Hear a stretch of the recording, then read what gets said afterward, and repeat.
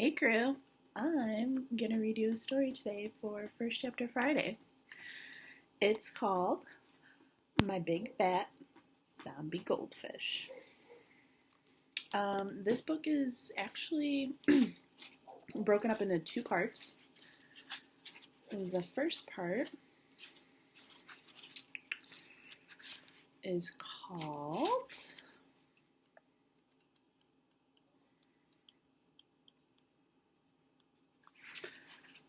A Frankly Shocking Tale. And the second part is called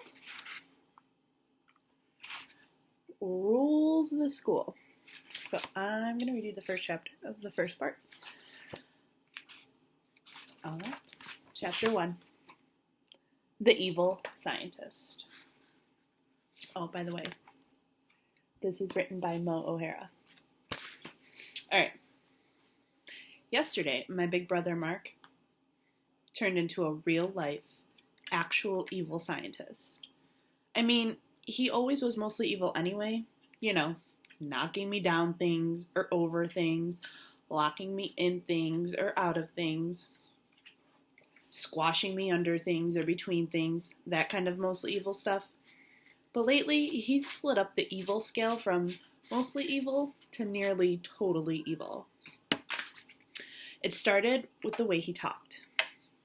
"Hey, Tom," he shouted. "Remote, now." Mark spoke in short words, like his brain had shrunk or something. He grabbed the remote and kicked my foot away. My cat's joining us. This is Rambo. Say hi, Rambo. Oh, see, he talks. That's why his name is Rambo. Anyway. Mark spoke in short words, like his brain had shrunk or something. He grabbed the remote and kicked my foot away. "Moron," he mumbled.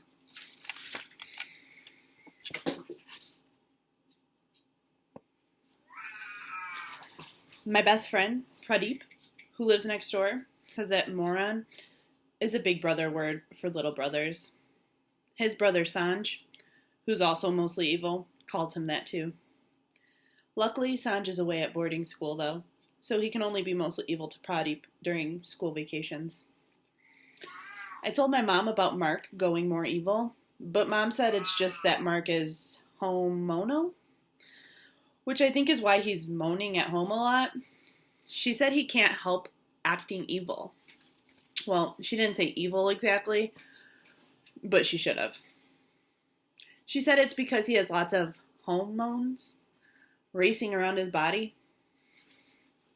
Just when I thought Mark couldn't get worse, Granny and Granddad got him a chemistry set for his birthday. It came in a huge box with big official writing on the front that read, "Warning, only for use by children over 12 years old, to be used solely under the supervision of adults." See that warning?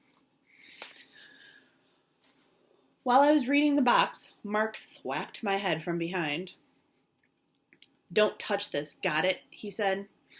I walked away rubbing my head, mostly because it hurt, but also to get my head out of the way in case he decided to thwack me again. He took out a white scientist coat and looked at all the stuff inside the box. There were bottles and test tubes and cups and little stirring things, all made of glass. Real breakable glass. Mom looked at the chemistry set and leaned over to me. "Maybe you shouldn't touch it, dear. It looks like an accident waiting to happen," she said. Mark put on the coat and turned around. He folded up the collar, shoved his hands in the pockets, and let a creepy smile spread over his face. And you know that squirmy, prickly feeling you get when you let a millipede crawl on your arm? I had that feeling, but in my stomach. Mark had turned into an evil scientist.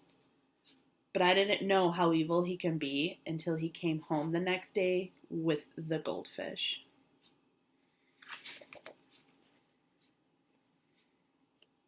Dun dun dun. Alright, guys, stay tuned. Maybe you'll hear the rest from me soon.